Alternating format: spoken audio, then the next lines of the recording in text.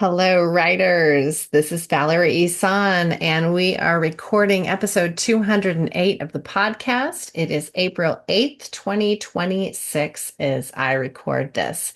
The main topic today is infusing yourself into your work in progress after you are coming back to the page. And this conversation I had was with author Jessie Kwak. You can find all of her details at jessiekwak.com. Quack is Kwak, or links in the show notes. This was actually a conversation that we had together about me. So it's kind of a coaching call with me as the recipient. And we're talking about a nonfiction book project that I had started a long, long time ago, like pre-pandemic, long time ago. And I trunked it after sending it to my alpha reader team and them giving me the thumbs down. It was valuable advice and feedback, not advice. It was valuable feedback. And I just didn't have the bandwidth to address those issues at that time and chose instead to work on a different writing project. So I have pulled this trunk book back from the dead, from the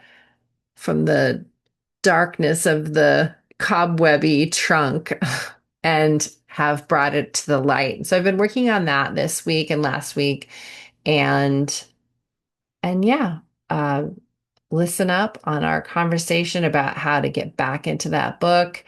And she gave me some really good advice about putting myself into it. And there's a little bit of an update, and we catch up. I met her in 2017, I think. Maybe it was even earlier than that.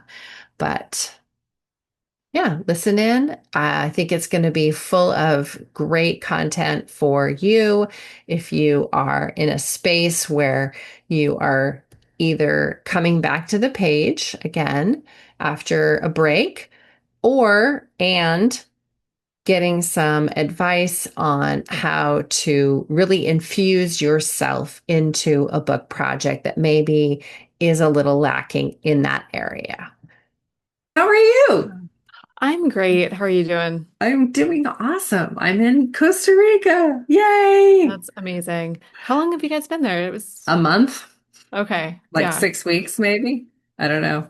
I We know you've been got, talking about it for a bit, so yes, I have been wanting to move here for, gosh, 15 years, over 15 years. We've had the Mhm. land. I told somebody it was 18 years that we've owned the land, but I don't know if that's true. I'd have to actually do the math and count back. I don't remember exactly the year we bought it, but so yeah, it's been Amazing. a long time coming. Yes. Oh, that's so exciting. It is. I love all the art behind you. Is that yours? Thank you. No, it's all just random things that I've collected. That you like? Yeah. Everything, almost everything on this wall is, I call it my wall of badass women. It's all like Nice.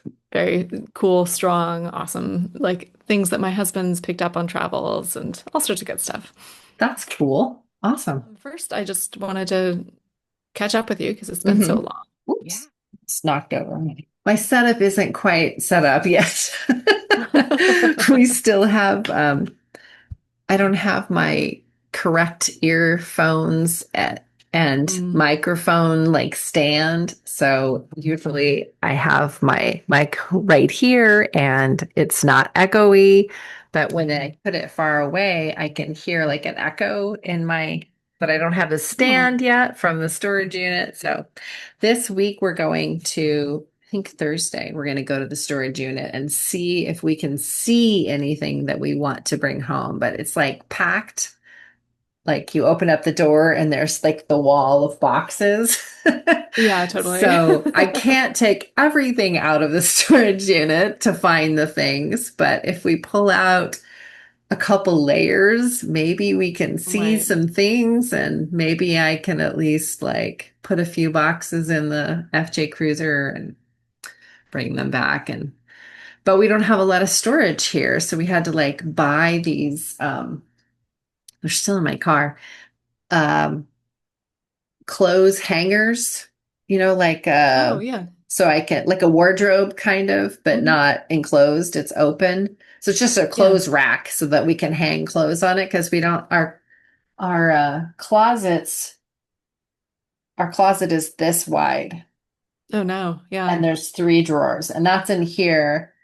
The a bedroom closet has a bigger, like a wider closet, maybe twice that size, but but still, like it's three drawers, and we still only have the clothes that we brought in our suitcases on the drive. So it'd be nice to have more clothes, but like, where would we put them? So Yeah. we're still trying to figure out like tiny house storage stuff. And I mean, it's bigger than a tiny house, but there aren't like any built-ins really. And I don't know. Yeah. Well, we're going to be here for over a year probably while we have our house built. So we have to make it work somehow. Yeah. But yeah, I'm Make it hoping one home. of the things in the storage unit that I find is like office stuff and the arm for this and the cords for that and the like I have my Totally. printer, yay, but no cord. I have this fan to use in this hot climate and no cord. Oh We my have gosh. the AC unit, but no hose. So I don't know what these like people that came in and packed everything up, why they didn't put the stuff together Put them all with the together. thing. Yeah, that's very Oh my strange. God. So hopefully we can find some things that we want in the storage unit, but I fingers crossed it will be enough to make it worth our while. Otherwise, we're just gonna bring in some books and some clothes and just try and do that once a week or something until we have Yeah. what we finally needed. Yeah. Well, good luck. Thank you. It's an adventure. It is. It is. And it is And exciting. you're And gonna have one so day many it's more going to be story a ideas book. from it. Yeah. Yeah, One day exactly. it's going to be a book. In fact, I already wrote down a list of all of the memories from the road trip, that just Oh, popped good. out, like so I can write. I don't know if all of them will end up in the book, but that is also writing. It is. It is. It is. So I'm writing. Well, you are. Did I meet you at that Dean Wesley Smith Business Yes. Mastery? That's where we met. Okay, yeah. That's where we met. Yeah. That was amazing experience for me. Hmm. The Yeah. the coolest thing that I took away from that experience and have not yet been able to replicate it. Maybe here in Costa Rica, I'll be closer to doing it. But when I was done with that, what was it like 9 days or something like that of like I think it was like 10 4 days, hours. but it felt like It was like really long. And the it was days were so much super long. information. So much. I came home with like so many books of notes and I took 2 weeks afterwards with highlighters, two colors. One was just stuff I wanted to remember, whether it was an affirmation or like a cool thing that I don't know, just something I wanted to remember. And other things were tasks, like I want to look this up, or oh yeah, I want to do a anthology or whatever, whatever it was that they were teaching about. So then I retyped up those lists so that by the end I had this master list of all these things that I wanted to do in my author business.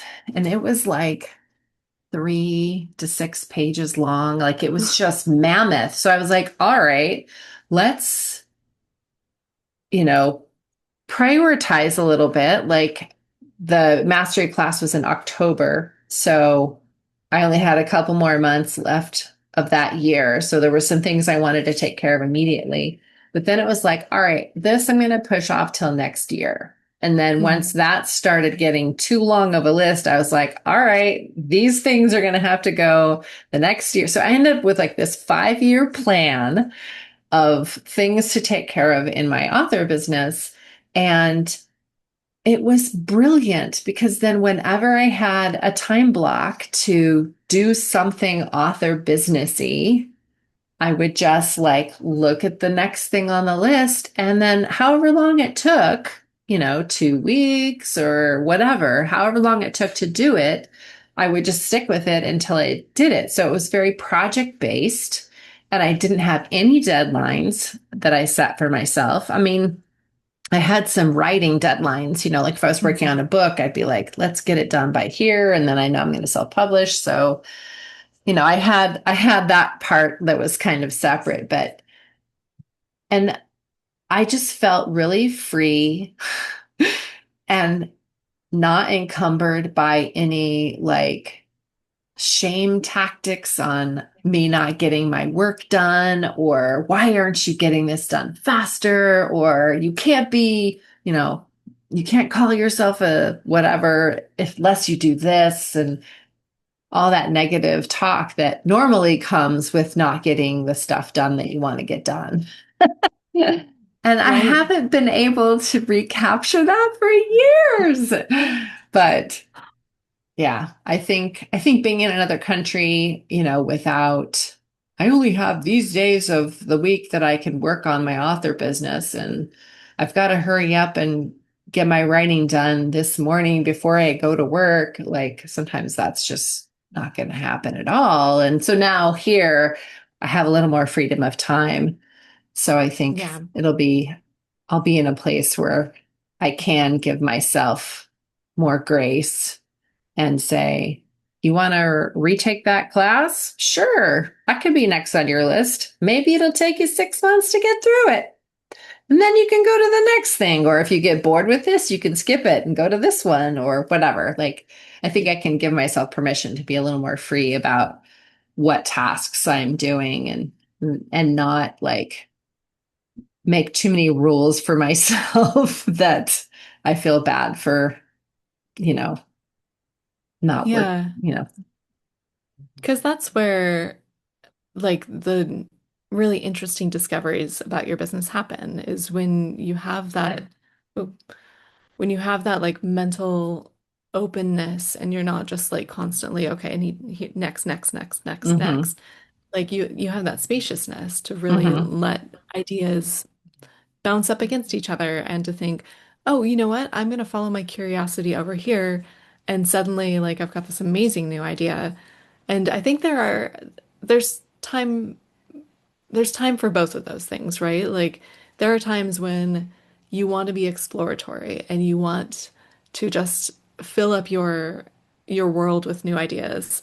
And then there are times when you're like, okay, I need to actually block out new things and epiphanies, and I need to Mm-hmm. just like execute on some of this. And I've been kind of vacillating back and forth between that for a little bit, but I'm like, all right, I don't need more new ideas. I have a plan. Like, I need to just stay focused. I'm very like, oh, somebody's offering a course on blah, blah, blah. I'll take that this week. It's like, put your head down, stay focused. Yeah, I just so the book that I'm working on right now is a trunk book that I picked back up again. Gosh, I don't even know how many years old, pre-pandemic. It was a how to write a novel kind of book.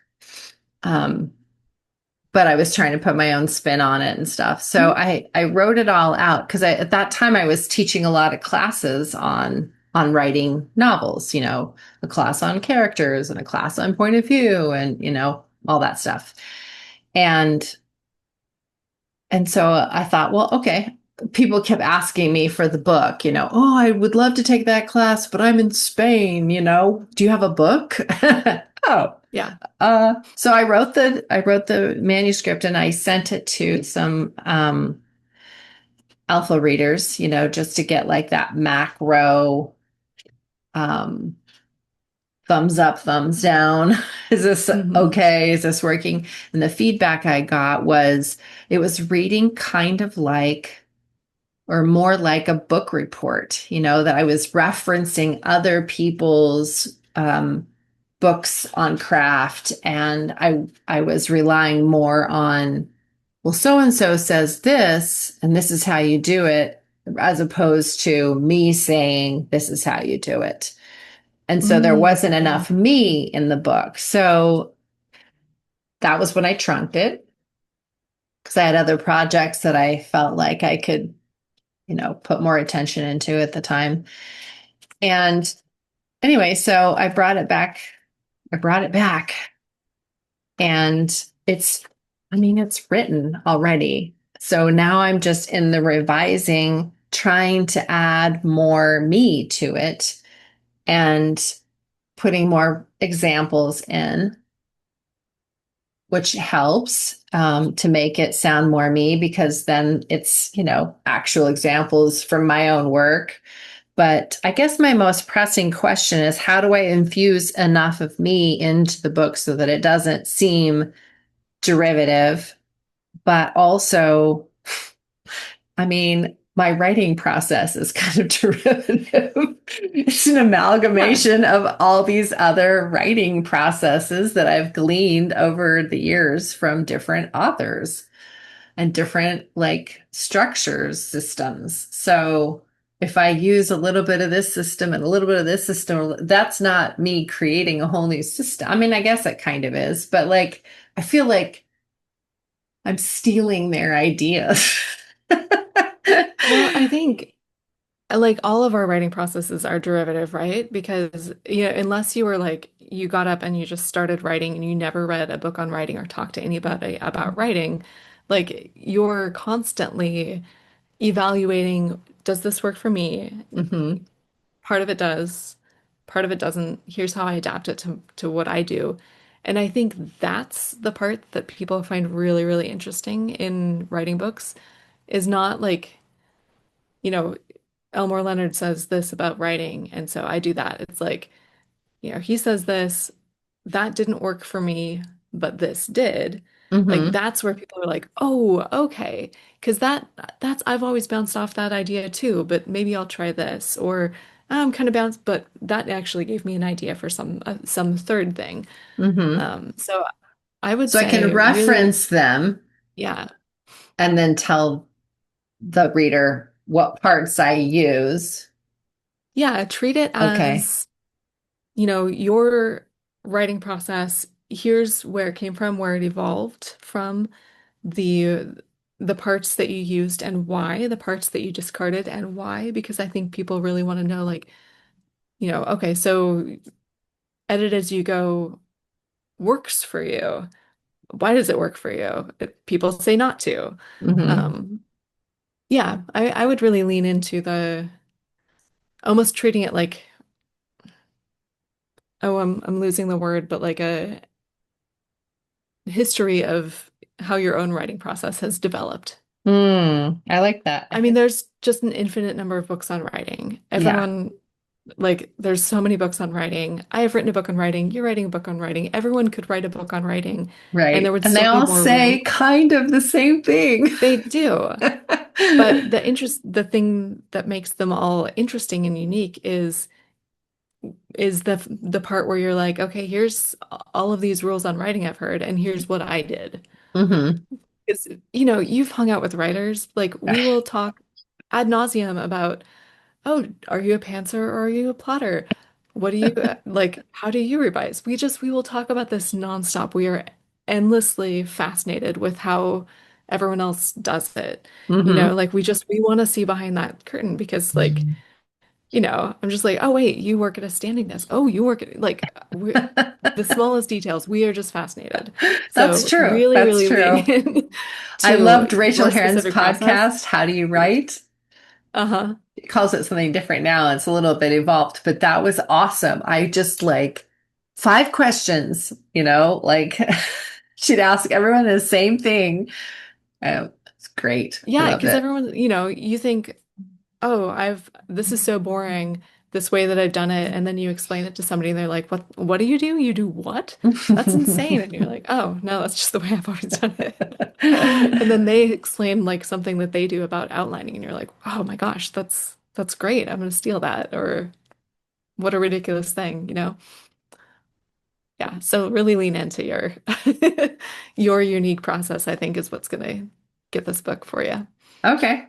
Well, my unique process involves tarot cards too. So I think that Ooh, would, yeah, I've adopted the moniker the witchy book doula as my excellent. book coach. Nice.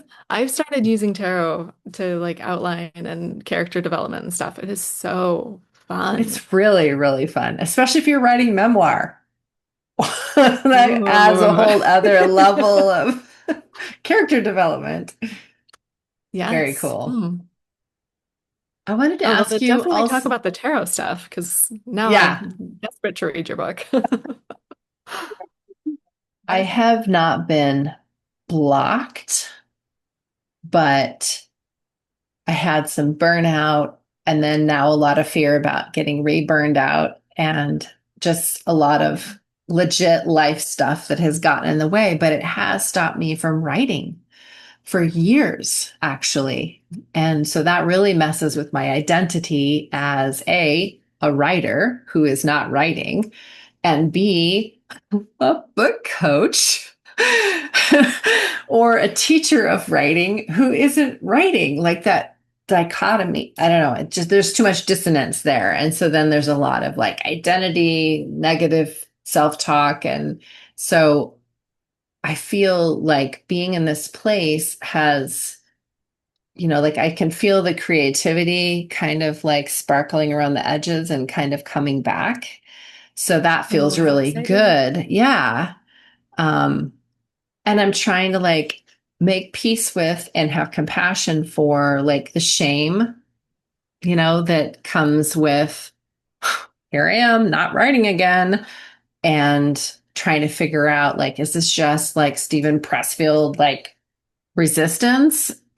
Or is this like, I mean, fear is resistance, but I think for me, a lot of it has been the distraction of all the loss, just not actually having the brain capacity to like read a whole chapter without getting distracted and mind wandery. So writing is even harder than just reading. So, I mean, some of the block and fear and burnout is legit. And I think some of it is just fear of getting and the inertia, like fighting the Hmm. like having to start all over again, getting going and being consistent. So I need an accountability coach, it sounds like. Maybe we can trade. Yeah. There's So something to be said about like putting everyone else's work ahead of yours when you are a coach, when you're doing this kind of work, you know? I I was lamenting that I have not written a book. Well, I was saying that I hadn't written a book since my eye injury 3 years ago, and that's absolutely not true because I did write two books, but my brain has blocked that out and is like, you haven't done anything. And I've also written like four books for clients because that is my day job is ghostwriting. And like, but your brain will be like, what have you even done? Right? And especially right now where like I'm in a place where I need to be taking on more paid work than non-paid work. And so mhm. the fiction projects are kind of going to the side as I'm focusing more on these client projects. But it's also just when somebody else is like waiting for a chapter and I'm over here like, I think I'm gonna sit down and play in my imaginary world today. It's like, no, I should be focused over here where somebody else needs me. It's very hard to take that time for yourself when somebody else is asking for your attention, especially when it's your creative attention and your creative, whether it's writing or coaching or I mean all of that is just it taps into that same kind Same of place place. of creativity. Selfishly, my next question is, what would you say to a person who hasn't written for a while, feels guilty and shameful about it, and has imposter syndrome and is trying to like get back on the page and fit it into, I mean, now I don't have a set schedule yet. I've been trying to adopt the one I had before without too much like pressure on myself. Like just, in school, how they used to have those overhead projectors where they would lay a transparency on top, and then you could write on top of it. So Yeah. like I have this like transparency of a schedule, but it's not like scaffolding or anything. It's just like, here's an idea, we can move it around. And like I'm still not totally acclimated to the climate yet. We go to the pool almost every day because it's hot and we need to like de-stickify. Yeah, totally. So, so not a lot of my time, but I mean, like that's part of my daily routine now. And like things are a little bit different here. Like there's no, you have to take your compost up to the gardens. I have to take all my trash and recycling up to the place where that is. Like it's not here on site, it's not picked up. So I have to take it there. It's only like, a 2-minute drive, but it is like, Yeah. okay, it's, we have to It's take an it all additional out. chore. Yeah. Well, it's just a different way of doing things. And we have to do it more frequently here in the tropics than in Oregon. Yeah. So, so there's just some extra things that I need to make sure I leave space for. I don't know. And then we go to bed earlier, we get up earlier here. And so it's new, it's different. We're still trying to Hmm. like feel our way into how's our life going to be here. So all that to say is my time is really flexible right now. I mean, I can certainly write any day that I want to for as long as I want to. So I'm curious to hear what you have to say. Um, because right now, what I'm telling myself is kind of like a Rachel Herron trick. Like, just open up your Scrivener document. Just write one sentence or whatever, like try to make it so tiny that your brain can't say, oh, but what about, you know? And that's Yeah. pretty much what I'm trying to do right now. And I wouldn't say that most days it works, if you know what I mean. But I did get in my document today, and I did write some today. So I feel good about how, like I said, it's happening. Like it feels like, the your arm, you hit your funny bone and your hands all tingly. Like I can Mhm. feel stuff coming back alive and the circulation is coming back. So that's Yeah. exciting. But also, I still have that baggage of you suck. How can you call yourself a writer? You haven't written anything for over 2 years, whatever. I mean, and not, again, like you said, the brain tells you you haven't done anything. That was totally not true. I have written in the last 2 years. In fact, I published a book, ebook. I didn't go through the print process for that one, but yeah, and I did this huge major move. So I don't know. I fight between having compassion for myself and berating myself for coming up with all these excuses. Yeah. Well, I think I like two things come to mind as you've been talking.